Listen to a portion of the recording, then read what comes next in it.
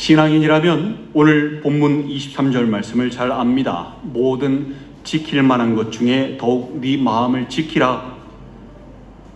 생명의 근원이 이에서 남이니라 라는 말씀. 우리는 이 말씀을 잘 압니다. 그런데요, 실제로 이 말씀처럼 마음을 지키며 사는 사람은 찾아보기 어렵습니다. 왜 그럴까요? 오늘 말씀을 통해서 우리가 마음을 지키지 못하면 어떠한 모습들이 우리 삶에 나타나는지, 또 어떻게 해야 우리 마음을 지킬 수 있는지, 어떻게 해야 우리 마음을 잘 경영할 수 있는지 깨달으시고 말씀 속에서 지금까지 발견하지 못했던, 그리고 누리지 못했던 은혜를 발견하시고 마음을 지키고 바르게 경영하며 사시는 여러분들 되시기를 간절히 소망합니다. 오늘 우리에게 주시는 말씀은 네 마음을 경영하라입니다. 그 어떤 것보다 우리 마음을 지켜야 하는 이유가 무엇일까요? 본문 23절의 말씀대로 생명의 근원이 이것에서부터 나오기 때문입니다. 생명의 근원이란 히브리상의 의미로 보면요, 살아가면서 하는 모든 일들 또는 삶의 모든 이슈들이라고 해석할 수 있는데요, 따라서 삶의 근원이 이에서 남이니라 라는 말씀의 뜻은요, 살아가면서 하는 모든 일들, 삶의 모든 이슈들이 마음으로부터 나오고 마음으로부터 시작되기 때문이다 라는 의미가 되겠습니다. 먼저 우리가 하는 말도요, 마음으로부터 나오고 시작됩니다. 마태복음 15장 18절에서 입에서 나오는 것들은 마음에서 나오나니 이것이야말로 사람을 더럽게 하느니라 라고 주님께서 말씀하십니다. 또 누가복음 6장 45절에서도 선한 사람은 마음에 쌓은 선에서 선을 내고 악한 자는 그 쌓은 악에서 악을 내나니 이는 마음에 가득한 것을 입으로 말함이니라 라고 말씀하십니다. 말의 시작점이요, 바로 마음인 것입니다. 마음에 선한 것이 쌓여져 있지 않으면 선한 말이 나오겠습니까? 마음에 악한 것이 쌓여져 있으면 악한 말밖에 안 나오는 것입니다. 따라서 우리가 마음을 지키지 못하고 선한 것을 쌓게끔 마음을 경영하지 못한다면 우리 마음속에는 악한 것만 쌓이고요, 그리고 그 쌓인 악으로, 그 쌓인 것을 입으로 말하게 되어 있는 것입니다. 그래서 오늘 본문 24절은요, 구부러진 말을 네 입에서 버리며 삐뚤어진 말을 네 입에서 멀리하라 라고 말씀합니다. 바로 구부러진 말과 삐뚤어진 말이 마음을 지키지 못했을 때, 우리가 마음을 지키지 못했을 때 우리 입에서 나오는 말들인 것입니다. 우리 혀에는 힘이 있습니다. 잠언 18장 21절을 보면요, 죽고 사는 것이 혀의 힘에 달려있나니 혀를 쓰기 좋아하는 자는 혀의 열매를 먹으리라 라고 말씀합니다. 사람의 죽고 사는 것이 우리가 하는 말의 힘에 달려있다는 말씀인 것입니다. 우리가 말한 모든 것이 혀의 열매가 되어 돌아오는 것입니다. 그래서 우리 신앙인들은요, 혀의 힘을 제대로 써야 합니다. 신앙인으로서 저주하면 안 됩니다. 남을 험담하고 혐오하는 말을 해서도 안 됩니다. 그 말이 그대로 자기에게 되돌아온다는 것을 깨달아야 합니다. 시편 109편 17절에서 그가 저주하기를 좋아하더니 그것이 자기에게 임하고 축복하기를 기뻐하지 아니하더니 복이 그를 멀리 떠났으며 라고 말씀합니다. 남을 저주하는 사람이, 험담하고 혐오하는 사람이 잘되고 평안할 리가 없습니다. 누군가를 저주하려고 하는, 그러고 싶은 마음이 마음속에 쌓여져 있기 때문에 그 저주가 입 밖으로 빠져나오는 것입니다. 누군가를 미워하고 혐오하는 것이 마음에 쌓여져 있기 때문에 그 험담과 혐오가 입 밖으로 빠져나오는 것입니다. 그리고 그 내뱉은 저주와 혐오와 험담이 안 좋은 열매가 되어 우리에게 되돌아오는 것이니, 그러니 어떻게 우리가 잘되고 평안할 수 있겠습니까? 우리가 해야 하는 것은요, 저주나 험담이나 혐오가 아니라 축복의 말입니다. 마음에 안 드는 사람에게도, 우리를 욕하고 저주하는 사람에게도, 원수에게도 우리는 축복을 해야 합니다. 그게 우리가 손해보는 것이 아닙니다. 우리 자신을 위한 것입니다. 그 축복이 우리에게 축복의 열매가 되어 되돌아오기 때문입니다. 우리가 지금 마음의 평안을 잃어버리고 온전치 못한 모습이라면요, 그것은 지금까지 온전치 못한 우리의 언어, 습관 때문인 것을, 그리고 무엇보다도 그 언어 습관이 온전치 못한 우리 마음에서부터, 마음을 지키지 못해서 생겨난 것임을 깨달아야 합니다. 우리가 마음을 제대로 경영하지 못해서 나왔던 것임을 깨달으셔야 합니다. 무엇보다도 우리는 신앙인들입니다. 그리고 하나님께서 우리 신앙인들이 말하는 것을 그대로 들으시고 그대로 역사하시는 분이십니다. 민수기 14장 28절에서 그들에게 이르기를 여호와의 말씀에 내 삶을 두고 맹세하노라 너희 말이 내 귀에 들린 대로 내가 너희에게 행하리니 라고 말씀하셨습니다. 광야 땅에서요 하나님의 인도하심으로 가나안 땅 입구인 가데스 바네아까지 왔던 이스라엘 사람들이 정탐꾼들의 부정적이고 회의적인 보고 내용을 듣고 이제 이곳까지 와서 죽게 만들다니 차라리 애굽에서 그냥 죽을 걸, 광야에서 그냥 죽어버릴 걸 라고 하나님을 원망하며 불신앙의 말을 하지요. 그때 여호수아와 갈렙이 아무리 하나님께서 우리에게 그 땅을 주실 것입니다, 그들은 우리의 밥입니다 라고 믿음의 말을 하였음에도 불구하고 그들은 그 믿음의 말을 하는 여호수아와 갈렙을 그리고 모세와 아론을 돌로 쳐 죽이려고 했습니다. 그때 하나님의 영광이 회막에서 나타나서 이스라엘 사람들을 향하여 진노하지요. 그게 바로 방금 전의 말씀인 너희 말이 내 귀에 들린 대로 내가 너희에게 행하리니 라고 말씀하셨던 것입니다. 그래서요 차라리 애굽에서 나오지 말고 거기서 죽을 걸, 광야에서 죽어버릴 걸 이라고 외쳤던 이스라엘 사람들은 그 모두 광야 땅에서 멸망하고 말았습니다. 오직 믿음의 말을 하였던 여호수아와 갈렙만이 가나안 땅에 입성할 수 있었던 것입니다. 그들이 말한 대로 그대로 됐던 것입니다. 신앙생활은요 믿음의 말의 연속입니다. 부정적인 말과 불신앙의 말은 버려야 합니다. 마음속에 쌓여 있는 것이 불신앙이니 불신앙의 말이 나오는 것입니다. 주님께서 각종 병자들을 치유하실 때 사용하신 도구가 바로 믿음의 말이었다는 사실을 아십니까? 네가 낫기를 원하느냐라고 물으시고 그들에게 믿음의 말을 하게 하시고 그 다음에 그들을 치유하셨습니다. 일어나 네 자리를 들고 걸어가라, 네 믿음대로 될지어다 라고 말씀하셨습니다. 왜냐하면 말에 능력이 내포되어 있기 때문입니다. 특히 믿음의 말에는 역사하는 힘과 기적의 능력이 더 큰 것입니다. 우리가 마음을 지키지 못할 때 나오는 모습은요 구부러진 말과 삐뚤어진 말밖에 없습니다. 비꼬는 말밖에 없습니다. 온전치 못한 말들입니다. 여러분의 혀에서 언제부턴가 구부러진 말, 삐뚤어진 말이 나오고 있다면 깨달으셔야 합니다. 내가 내 마음을 지키지 못하고 있었구나. 내가 마음에 선한 것을 쌓아두도록 마음을 전혀 경영하지 못하고 있었구나 라고 바로 깨달으셔야 합니다. 또 우리가 마음을 지키지 못할 때 나타나는 모습은요 바로 보지 못하는 시각입니다. 우리는요 가치가 있는 곳에 우리의 시각을 두게 되어 있습니다. 그 시각은요 우리 마음에서부터 시작이 됩니다. 마음속에서부터 그 가치관이 생기고 그 마음에 따라 가치가 있다고 느끼는 곳에, 생각하는 곳에 우리의 시각을 두게 되는 것입니다. 마태복음 6장 21절에서 주님은 네 보물이 있는 그곳에는 네 마음도 있느니라 라고 말씀하셨습니다. 그런데 우리가 마음을 지키지 못한다면 우리의 시각이 어떻게 될까요? 잘못될 수밖에 없겠지요. 본문 25절에서 네 눈은 바로 보며 네 눈꺼풀은 네 앞을 곧게 살펴라고 말씀합니다. 마음을 지키지 못했기 때문에 바로 보지 못하고 눈꺼풀이 앞을 곧게 살피지도 못하는 것입니다. 우리는 보물을 땅이 아니라 하늘에 쌓아두어야 하는 사람들입니다.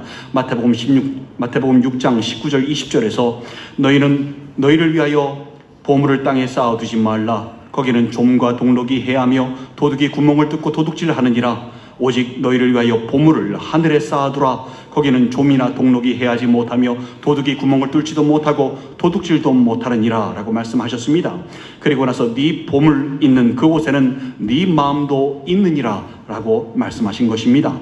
우리의 보물은요, 우리의 시각은요, 하늘에 계신 주님께 있어야 합니다. 히브리서 12장 2절에서요 믿음의 주요 또 온전하게 하시는 이인 예수를 바라보자. 그는 그 앞에 있는 기쁨을 위하여 십자가를 참으사 부끄러움을 개의치 아니하시더니 하나님 보좌 우편에 앉으셨느니라 라고 말씀합니다. 우리가 마음의 눈을 주님께 맞출 때 주님께서는 우리를 온전하게 하시고요, 광야에서나 풍랑 속에서도 함께 하셔서 은혜와 평강을 맛보게 하시는 것입니다. 죄가 헬라어로 뭐라 그랬습니까? 하마르티아였지요. 그게 뭐였죠? 화살이 관역을 벗어남이라는 뜻이었습니다. 화살이 우리의 마음이고요, 관역이 주님이라고 하였습니다. 즉 우리 마음에서부터 시작된 우리의 시각이요, 주님을 향하지 않을 때부터 그때부터 우리의 타락은 시작되는 것이고요. 그게 바로 죄가 되는 것입니다. 우리가 무엇을 보느냐에 따라 우리가 빛에 거하느냐 어둠에 거하느냐가 나누어지게 됩니다. 마태복음 6장 22절 23절에서 눈은 몸의 등불이니 그러므로 네 눈이 성하면 온몸이 밝을 것이요 눈이 나쁘면 온몸이 어두울 것이니 그러므로 네게 있는 빛이 어두우면 그 어두움이 얼마나 더하겠느냐라고 주님께서 말씀하십니다. 따라서 우리는 우리의 시각을, 우리의 가치관을 빛 대신 주님께 두어야 합니다. 왜 광야 땅에서 이스라엘 사람들이 18일 정도면 가는 가나안 땅을 40년이나 걸려서 가게 되었다고 했습니까? 그들이 마음의 시각을 하나님께 맞추는 훈련 때문에 그렇습니다.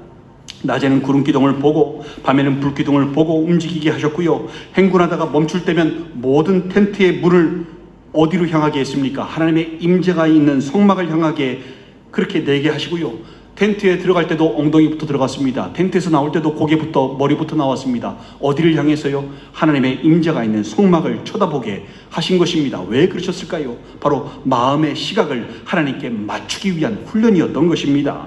생명 가운데 거하게 하시는 훈련, 가나안 땅에 들어가서도 우상 숭배에 빠지지 않게 하기 위한 훈련이었던 것입니다. 그런데 그들의 마음을 지키지 못하였고요. 그들의 시각은 하나님을 향하지 못하였습니다. 세상을 향해 있었습니다. 먹고 싶은 곳에 가 있었습니다.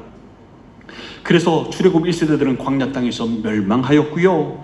가나안 땅에 들어가서도요, 이스라엘은 우상 숭배로 스스로 파멸의 길을 걸었던 것입니다. 또 우리의 시각이 문제들을 향하고 있을 때 우리는 바로 보지 못하게 됩니다. 풍랑 속에서 주님과 제자들을 생각해 보시기 바랍니다. 풍랑을 만난 제자들이요, 호들갑을 떨며 주님을 깨웁니다. 그때 주님은 제자들에게 왜 믿음이 없느냐? 어찌하여 이렇게 무서워하느냐? 너희가 어찌 믿음이 없느냐? 믿음이 작은 자들아, 너희 믿음이 어디 있느냐라고 책망하셨습니다. 그것은 제자들이 주님과 함께 있었음에도 불구하고 마음을 지키지 못하고 그들의 마음의 시각이 주님이 아니라 문제들에 가 있었기 때문입니다. 주님께서 함께 하시는데 마음의 눈이 문제들과 풍랑과 역경에 가 있어서 두려워 떨고 있다는 그 자체가 바로 주님을 믿고 있지 않다는 증거가 되는 것입니다. 이것이 바로 마음의 시각이 주님께 맞춰지지 못하고 세상에 가 있는 사람들의 모습인 것입니다. 이처럼 여러분의 가치관과 문제를 보는 시각이 주님이 아니라 세상에 가 있다면 깨달으셔야 합니다. 아, 내가 마음을 지키지 못하고 있구나. 아, 내가 마음의 시각이 온전치 못하여 주님을 바로 보지 못하고 있구나. 아, 내가 내 마음을 전혀 경영하지 못하고 있구나. 이렇게 바로 깨달으셔야 합니다. 또 우리가 마음을 지키지 못할 때 나타나는 모습이요, 정함이 없이 좌우로 왔다 갔다 길을 바르게 가지 못하는 모습입니다. 본문 26절 27절에서 네 발이 행할 길을 평탄하게 하며 네 모든 길을 든든히 하라. 좌로나 우로나 치우치지 말고 네 발을 악에서 떠나게 하라 라고 말씀합니다. 우리가 정함이 없이 좌우로 치우치며 길을 바르게 가지 못하는 것은요, 바로 우리 마음이 갈라져 있기 때문입니다. 성경은 이것을 두 마음이라고 말씀합니다. 야고보서 1장 6절에서 8절에 보면 오직 믿음으로 구하고 조금도 의심하지 말라. 의심하는 자는 마치 바람에 밀려 요동하는 바닷물결 같으니 이런 사람은 무엇이든지 주께 얻기를 생각하지 말라. 두 마음을 품어 모든 일에 정함이 없는 자로다 라고 말씀합니다. 두 마음으로 살면 늘 갈등하게 되어 있습니다. 마음이 재물에 쏠리고 육신의 정욕에 쏠리고 안목의 정욕에 쏠리고 이생의 자랑에 쏠리게 되면요, 정함이 없이 엉뚱한 것만 구하다가 왔다 갔다 하며 바닷물결처럼 흔들리며 요동치며 살게 되어 있는 것입니다. 안 믿는 사람처럼 이방인들처럼 구하는, 그렇게 먹고 마시고 의식주에 이방인처럼 구하며 중언부언하며 정욕에 쓰려고 구하게 되어 있는 것입니다. 이런 사람은 뭐라고 말씀합니까? 주님께 얻기를 생각하지 말라라고 말씀하는 것입니다. 육신이 이끄는 대로 살면서 동시에 영적으로 살 수 있는 길은 없습니다. 여러분, 하나님을 기쁘시게 하면서 동시에 죄를 동시에 짓는 길은 없습니다. 아까 마태복음 6장 21절에서 네 보물이 있는 그곳에는 네 마음도 있느니라 라고 말씀하였지요. 우리가 더 중요하다고 생각하는 곳에 마음이 함께 있는 것입니다. 아무리 내 마음이 주님께 있다, 주님만을 섬긴다고 고백을 해도요, 주님보다 더 중요한 것을 가지고 산다면 그럼 거기에 그 마음이 쏠리게 되어 있고요. 뜻을 허탄한 데 두고 살게 되어 있는 것입니다.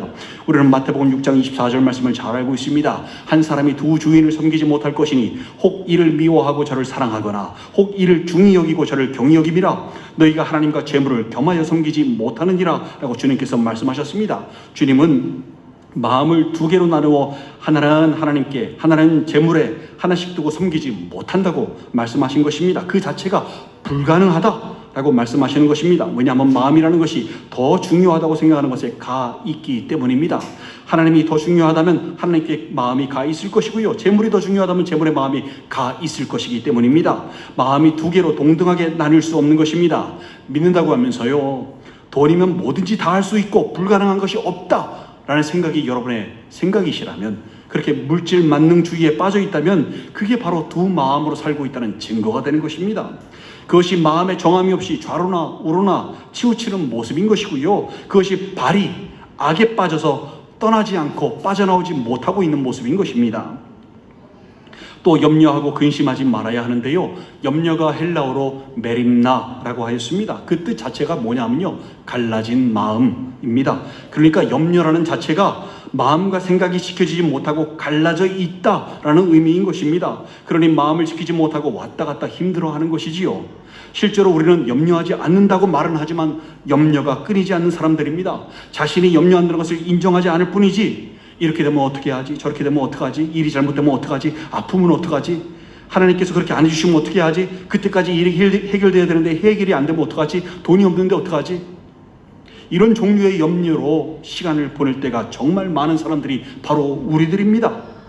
근데 주님께서는 누가복음 12장 25절 26절에서 또 너희 중에 누가 염려함으로 그 길을 한 자라도 더 할 수 있느냐? 그런즉 가장 작은 일도 하지 못하면서 어찌 다른 일들을 염려하느냐? 라고 말씀하십니다. 염려가 백해무익하니까, 어떤 식으로든 도움이 되지 않으니까 염려하지 말라 라고 말씀하시는 것입니다. 마음을 지키지 못하니까요. 주님과 멀어질 수밖에 없으니까요. 우리가 왜 염려하는지 그 배경에 무엇이 있는지 아십니까? 바로 우리가 염려하는 것은요, 믿지 못하기 때문입니다. 돌보시는 주님을 신뢰하지 못하기 때문입니다. 그 배경에 불신앙이 깔려 있는 것입니다. 반드시 틀림없이 그렇게 될 것을 믿는 사람이 염려하는 거 보셨습니까? 하나님께서 자신에게 자신이 생각하는 것보다 더 좋은 것으로, 더 좋은 방법으로 채워주실 것을 믿는 사람이 염려하겠습니까? 염려한다는 것 자체가 지금까지 엉뚱한 것을 쫓아왔다는 얘기고요, 두 마음으로 살아왔다는 것 반증이 되는 것입니다. 따라서 여러분이 지금 어떡하지 하면서 염려하고 있다면, 막막한 심정으로 진로를 걱정하고 돈 없는 걸 걱정하고 여러분의 삶을 걱정하고 있다면, 내가 마음을 지키지 못하고 있구나. 내가 두 마음을 품고 엉뚱한 것을 쫓아 살고 있구나. 내가 마음을 전혀 경영하지 못하고 있구나 라는 것을 깨달으시기 바랍니다. 그렇다면 우리는 어떻게 해야 할까요? 어떻게 해야 우리 마음을 지킬 수 있을까요? 어떻게 해야 우리 마음을 경영할 수 있을까요? 구부러진 말, 삐뚤어진 말을 하지 말아야지. 마음속에 쌓여진 것이 입 밖으로 나오는 것이라고 했으니까 마음속에 선한 것을 많이 쌓아두어야지 라고 마음 먹는다고 마음을 지킬 수 있을까요? 그게 마음을 경영하는 방법일까요? 내가 보는 시각을 바로잡고 천국 가야 하니까 가치관을 하늘 가치관으로 바꿔야지 라고 마음 먹는다고 우리의 시각과 가치관이 바뀌고 그렇게 우리가 스스로 마음을 지킬 수 있는 것일까요? 그게 마음을 경영하는 방법일까요? 돈에 매여서 돈만 쫓아 살지 말아야지 라고 마음 먹는다고, 염려하지도 말아야지 라고 마음을 먹는다고 그 마음 먹은 대로 돈을 쫓아 살지 않게 되고 염려하지 않게 되어서 마음을 지킬 수 있게 되는 것일까요? 그것이 마음을 경영하는 방법일까요? 우리 의지대로 마음 먹어서 가치관도 바뀌고 돈도 안 쫓아 살게 되고 걱정도 하지 않게 될 수 있을까요? 아닙니다, 여러분. 불가능합니다. 우리는 하지 말아야지 라고 마음 먹는다고 하지 않을 수 있는 존재가 아닙니다. 해야지 라고 마음 먹는다고 할 수 있는 존재도 아닙니다. 믿어지지도 않는데 믿어야지 라고 한다고 그 의지대로 믿어지겠습니까? 그렇게 자기 의지로 믿어서 자기 암시로 나는 믿음이 있다, 나는 믿는다 라고 얘기하면 그게 믿음이겠습니까? 아닙니다, 여러분. 그럼 뭘까요? 우리는 어떻게 해야 우리 마음을 지킬 수 있을까요? 어떻게 해야 우리 마음을 경영할 수 있을까요? 마음을 경영하는 데 필요한 두 가지 키워드가 있습니다. 우리가 할 수 있는 두 가지가 있습니다. 바로 감사 그리고 인정입니다. 먼저 감사입니다. 빌립보서 4장 6절 7절에서 아무것도 염려하지 말고 다만 모든 일에 기도와 간구로 너희 구할 것을 감사함으로 하나님께 아뢰라. 그러면 모든 지각에 뛰어난 하나님의 평강이 그리스도 예수 안에서 너희 마음과 생각을 지키시리라 라고 말씀합니다. 우리가 마음 먹는다고 우리 마음을 지킬 수 있는 것이 아닙니다. 우리가 지키는 것이 아니라 하나님의 평강이 그리스도 예수 안에서 우리의 마음과 생각을 지키시는 것입니다. 하나님의 평강이 있는 사람은요, 어디에도 마음을 빼앗기지 않게 됩니다. 의지가 아니라 저절로 안 뺏기게 됩니다. 왜냐하면 그 평강 속에서 이미 천국을 맛보고 있기 때문입니다. 그것보다 더 좋은 게 없는데, 그게 최고인데 더 이상 바랄 것이 없는데, 이미 천국을 살고 있는데 다른 것이 눈에 들어오겠습니까? 두 마음이 품어지겠습니까? 천국을 살고 있는데 염려가 생기겠습니까? 그 평강을 맛본 이상 두 마음이 품어지겠습니까? 마음과 생각이요, 저절로 지켜지지 않겠습니까? 그래서 이 하나님의 평강이 우리의 마음과 생각을 지키시는 것입니다. 그 천국 평안은요, 우리 마음이 감사로 경영되었을 때 주님께서 주시는 것입니다. 여러분, 감사가 뭐라고 했지요? 헬라어로 유카리스티아였습니다. 유가 선함을 나타내는 거고요. 바로 카리스가 은혜였습니다. 따라서 유카리스티아가 무슨 뜻인가 하면 하나님의 선하신 은혜를 기억하는 것. 이게 진짜 감사의 의미라고 했습니다. 감사합니다. 이게 감사의 진짜 의미가 아니라 하나님께서 베풀어 주신 은혜, 내 삶을 어떻게 인도하셨는지, 나를 어떻게 구원하셨는지, 나를 어떻게 건져주셨는지, 내 삶에서 어떻게 역사하시는지 그 하나하나를 기억하는 것, 하나님의 은혜입니다. 정말 하나님의 은혜이군요. 그것을 기억하는 것이, 그것을 떠올리는 것이 감사인 것입니다. 그리고 그것이요, 우리 마음이 평안하도록 하나님의 평강이 그리스도 예수 안에서 우리의 마음과 생각을 경영하도록, 우리 마음을 경영하도록 붙드시고 지키시는 것입니다. 신앙인이면서 하나님의 평안을 잃어버리는 이유가 무엇입니까? 바로 감사로 마음을 경영하지 않았기 때문입니다.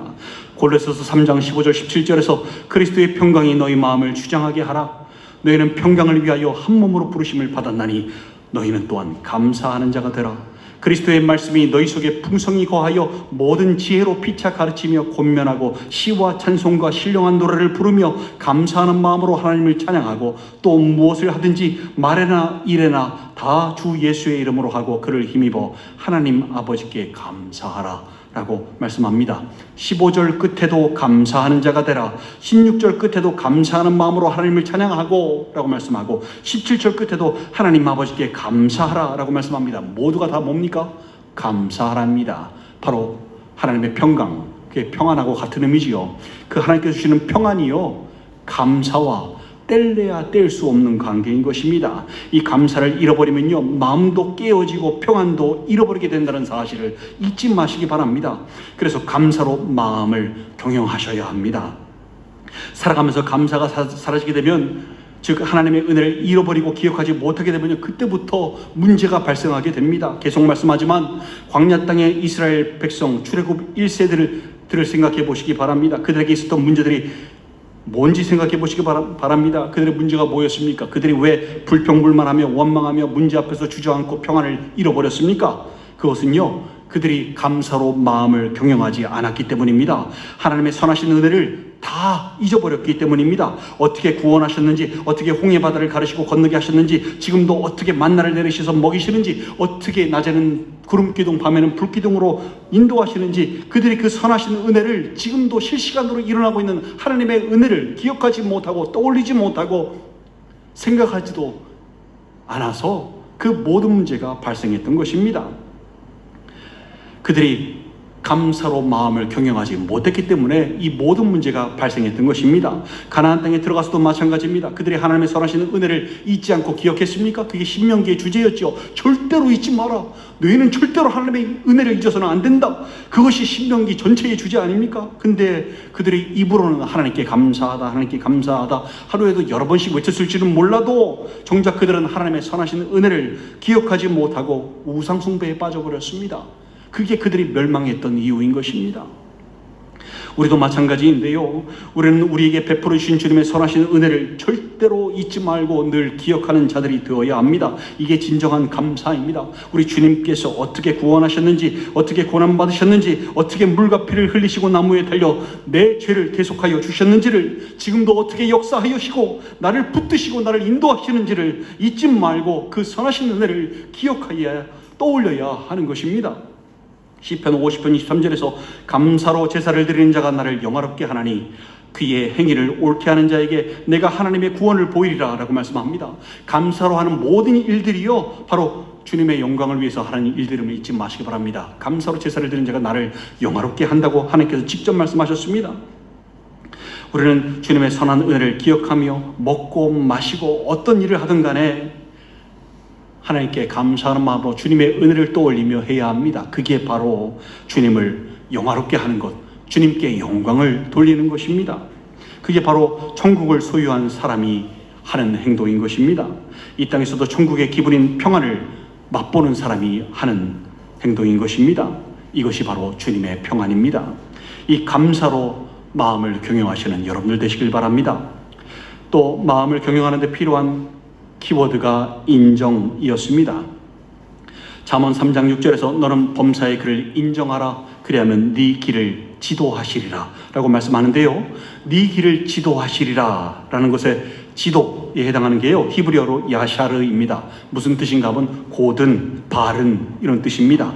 그러니까 네 길을 지도하시리라 라는 말씀은요 네 길을 곧게 하시리라 라는 의미인 것입니다. 왔다 갔다 하지 않게, 좌로나 우로나 치우치지 않게 주님 놓으신 그 길을 곧게 걸어갈 수 있게, 세월을 낭비하지 않게 온전히 그 발을 그 길로 갈 수 있게 하시는 것입니다.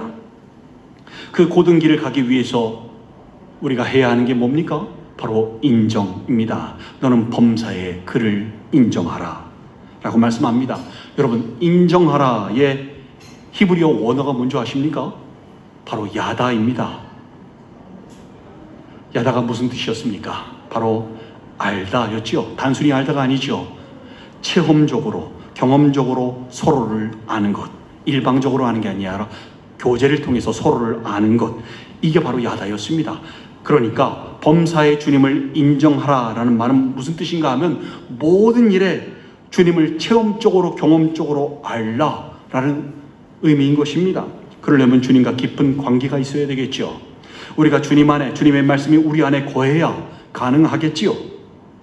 주님과 깊은 사랑에 빠져야 가능하겠지요. 그 사랑에 빠져야 합니다. 여러분을 위하여 생명을 주신 사랑합니다. 과거에 지나간 사랑이 아니라 지금도 현재 진행형 중인 사랑인 것입니다. 눈물, 콧물, 범벅이 되도록 감격스러운 사랑인 것입니다. 하나님은 우리가 그 사랑을 알기 원하십니다. 시편 34편 8절에서 너희는 여호와의 선하심을 맛보아 알지어다. 그에게 피하는 자는 복이 있도다 라고 말씀하고요. 시편 91편 14절에서 하나님이 이르시되 그가 나를 사랑한즉 내가 그를 건지리라. 그가 내 이름을 안즉 내가 그를 높이리라 라고 말씀합니다. 두 말씀 다 알다에 해당하는 히브리어가 야다입니다. 사랑하다와 알다가 동격인 것입니다. 또 호세아서 4장 6절에서 내 백성이 지식이 없으므로 망하는도다. 호세아서 6장 3절에서 그러므로 우리가 여호와를 알자, 힘써 여호와를 알자. 그의 나타나심은 새벽빛같이 어김없나니 비와 같이 땅을 적시는 늦은 비와 같이 우리에게 임하시리라 라고 말씀하고요. 호세아서 6장 6절에서 나는 인애를 원하고 제사를 원하지 아니하며 번제보다 하나님 아는 것을 원하노라 라고 하나님께서 직접 말씀하십니다. 지식, 알다, 요 단어에 쓰인 단어가 바로 야다입니다. 즉 하나님께서 원하시는 것은요 우리가 하나님을 체험적으로 알고 경험하고 사랑하고 인정하고 야다하기를 원하시는 것입니다. 이 야다와 똑같은 의미의 헬라어가 기노스코입니다.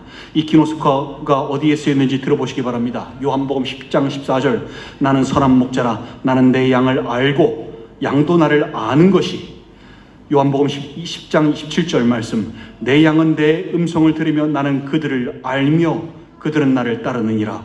요한복음 17장 3절 말씀, 영생은 곧 유일하신 참 하나님과 그가 보내신 예수 그리스도를 아는 것이니라. 디모데전서 2장 4절 말씀, 하나님은 모든 사람이 구원을 받으며 진리를 아는 데에 이르기를 원하시느니라 라고 말씀하는데요, 이 모든 말씀들의 알다에 바로 기노스코가 쓰였습니다. 주님께서 여러분들이 주님과 교제를 통하여 서로 알아가기를 원하십니다. 여러분을 향한 사랑을 체험적으로 경험적으로 느끼고 알아나가기를 원하십니다. 이것이 바로 주님을 인정하는 것입니다. 주님을 범사에 인정하심으로 여러분의 마음을 경영하시는 여러분들 되시기 바랍니다. 감사와 인정, 이게 우리가 마음을 경영해야 하는 방법입니다. 의지 가지고는 할 수 있는 사람 아무도 없습니다. 죄 짓지 말아야지 누가 죄 안 짓고 삽니까? 여러분, 우리가 경영해야 하는 마음은 감사와 인정입니다. 사랑하는 지체 여러분, 여러분의 마음은 지켜지고 있습니까? 혹시 구부러진 말, 삐뚤어진 말이 여러분의 입에서 나오고 있지는 않으십니까?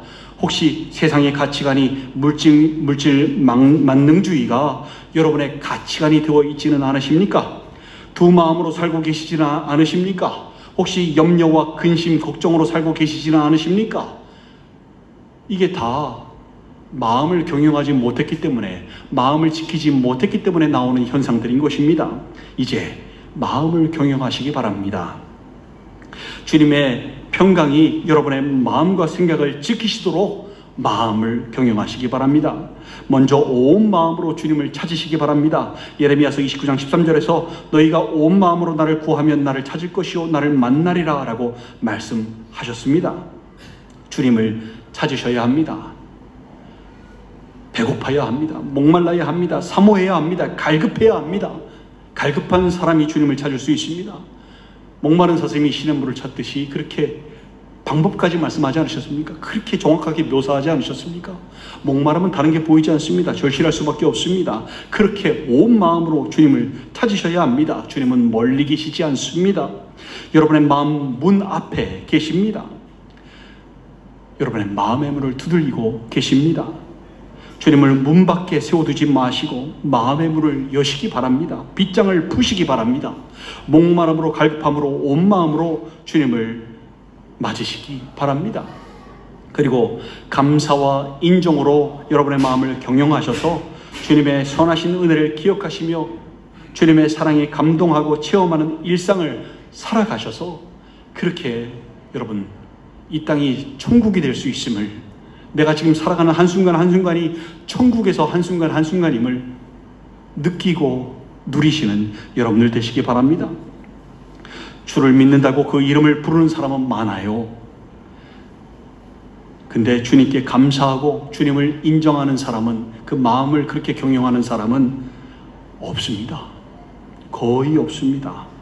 그래서 주님을 찾으시는 믿음이 거의 없는 시대를 우리는 살고 있습니다.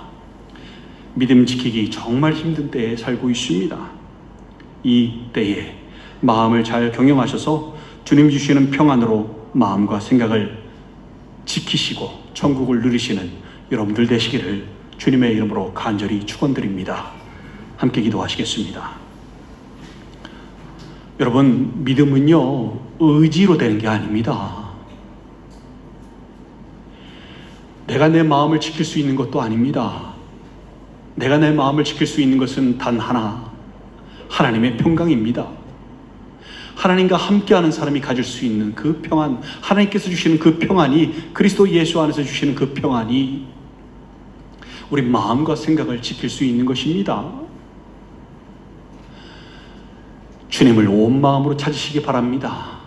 그리고 이제 더 이상 문 밖에 세워두지 마시고 주님과 함께 먹고 마시며 그렇게 사시기 바랍니다. 그러면 주님이요, 그게 광야든 풍랑이든 어떠한 문제거리들 앞에서도 여러분의 마음과 생각을 지키시는 것입니다. 두 마음이 되지 않도록 지키시는 것입니다.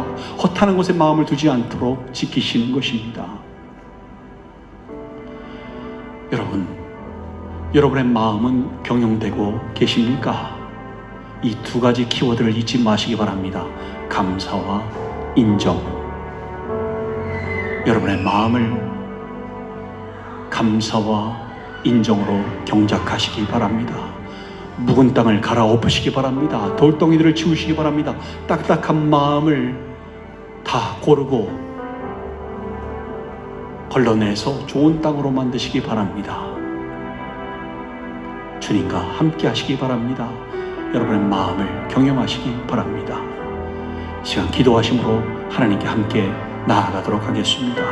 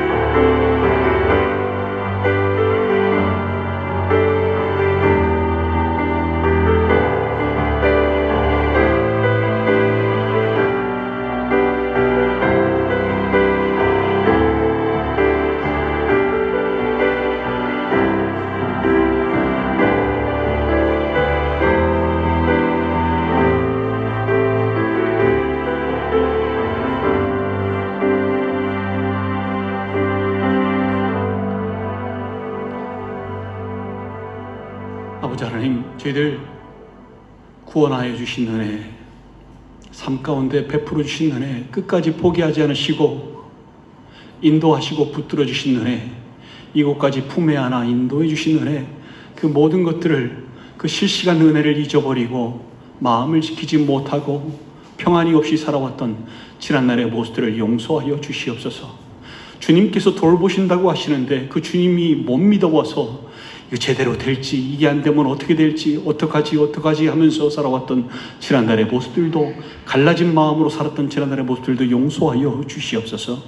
이제는 마음을 잘 경영하여서 감사와 인정으로 마음을 잘 경작하여서 평안을 잃어버리지 않으며 주님과 함께 영원토록 천국을 살 수 있는 저희들의 삶 되게 하여 주시옵소서. 믿음 지키기 힘든 이 시대에 저희들 주님 찾으시는 믿음, 그 신앙인 되기를 소망하오니 붙잡아 주시옵고, 이 모든 말씀 우리 구주 예수 그리스도 이름으로 축복하며 기도 올리옵나이다. 아멘.